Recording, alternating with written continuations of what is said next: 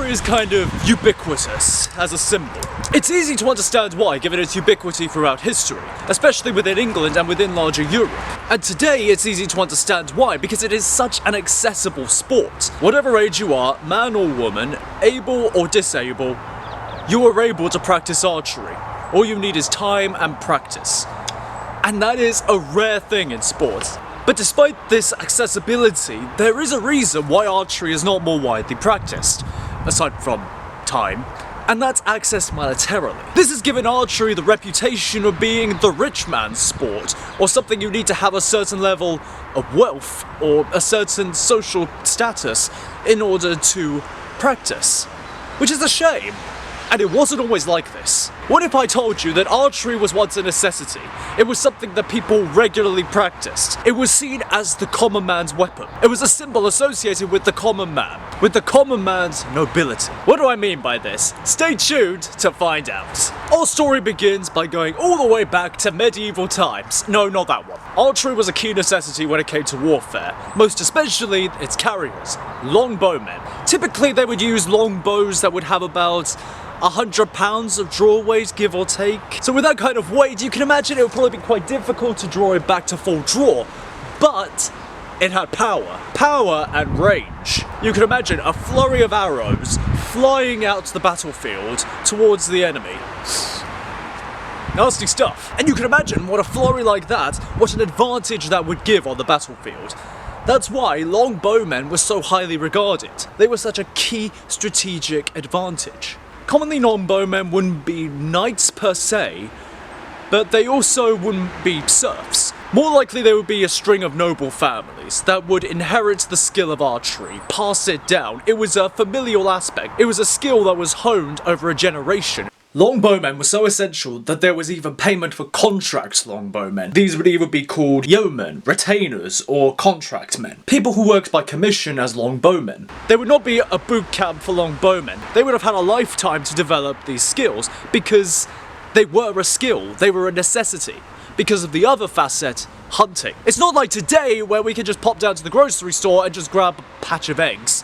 A patch of eggs? What? If you wanted to eat, and especially if you had a larger family, which was more common at that time, you needed to hunt. Elk, deer, bison, buffalo, twigs. It was a lot like fishing. You needed to do it in order to survive. It had a strategic and a survival advantage, which is just evidenced by how common archery is all around the world, making it so necessary. Because when you think about it, putting together a bow and arrow seems rather an odd thing to do. Take a big long stick, attach a string to it, get another arrow, get another stick, bend it that way, and what do you know, suddenly it goes flying.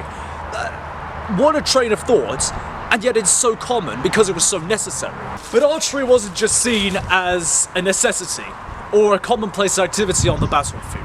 It also became a symbol, with one particular figure in particular, Patrick Swayze. The legend of Robin Hood did not begin all Errol Flynnified. It started as a reference to thievery. As far as can be told, it was due to more restrictions around hunting, leading to more thievery and illegal longbow hunting, with there being many mentions to these thieves being referred to as Rob Hood, Robert Hood, something of that sort of variation. It just became a John Doe name. But the name grew in significance, more and more becoming a people's folk story, with the story snowballing more and more over time until it picked up new traits, most importantly including the defiance of taxation by Prince John and the Sheriff of Nottingham, very quickly becoming the people's champion against tyranny and against unjust power. This did also kind of lead to, at one point, Robin Hood being seen as a symbol of communism. You realise the robbing from the rich thing was only a trapping, right? More than anything, Robin Hood stood as a symbol of English defiance, of standing against tyranny, of fighting against injustice, and having a cheeky bit of mirth while doing it. Okay, cool story, bro, but if archery was such a necessity at one time, why is it not now? What changed? Why do we not practice it more often, and where did it develop this reputation? Were it so simple to say that it were a natural process? The answer came with one particular invention: firearms. The coming of gunpowder to Europe brought many things. It brought fireworks, it brought explosives, it brought Guy Fawkes. But for our purposes today, it brought firearms. this. Now at first, firearms were fairly primitive. They would take a lot of skill to put together, a lot to maintain, and most importantly, a lot of time to reload. That meant that for a time, when archery and firearms were on the battlefield together, archery won out, as it would take less time to reload a set of arrows as it did to reload a set of bullets. Also, magazines were not a thing yet. But that was changing very quickly.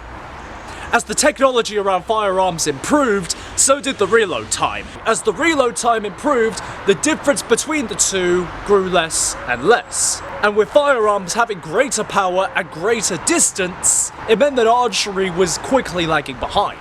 Oh, certainly, there were still caches of archers throughout the battlefield at various points in medieval history, but they were a fading breed. The old thing was out and the new thing was in. Archery was no longer a necessity, but it was still a symbol, and it was still very much fun.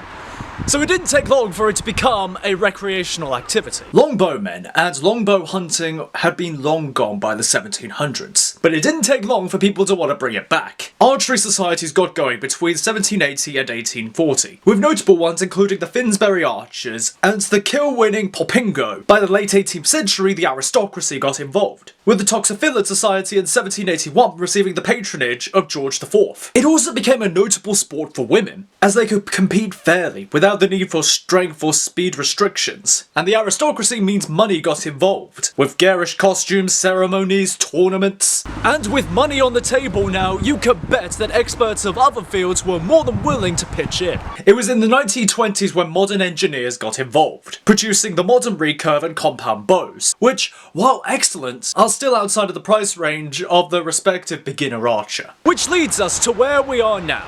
And let me preface by saying that modern bow makers, experts, they should be given their flowers. They should be paid handsomely for their work. It is a skill in and of itself to make something that works, such as this. But with how expensive a prospective archer's shopping list can quickly get, you can imagine certain people being frozen out, especially beginners. But you can imagine someone who knows nothing about the field being quickly intimidated by the price list.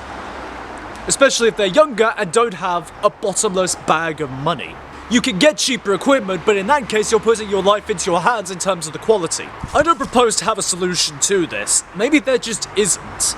Of course, bow makers need to be paid handsomely for their work, and technology is always going to move forward the same as always. And maybe there are more financially lenient examples of bows and arrows out there. I just hope that people that want to get into archery are not put off by the price tag. Archery is one of the most accessible sports out there, but if it's not practiced enough, it will fade away just like it did before. And I'm sure you and I don't want to see that happen. So those that know need to have the responsibility to guide those that want to learn. So if you see a financially accessible example of a bow and arrow out there, and you know a beginner that needs to find out more, be sure to send it their way.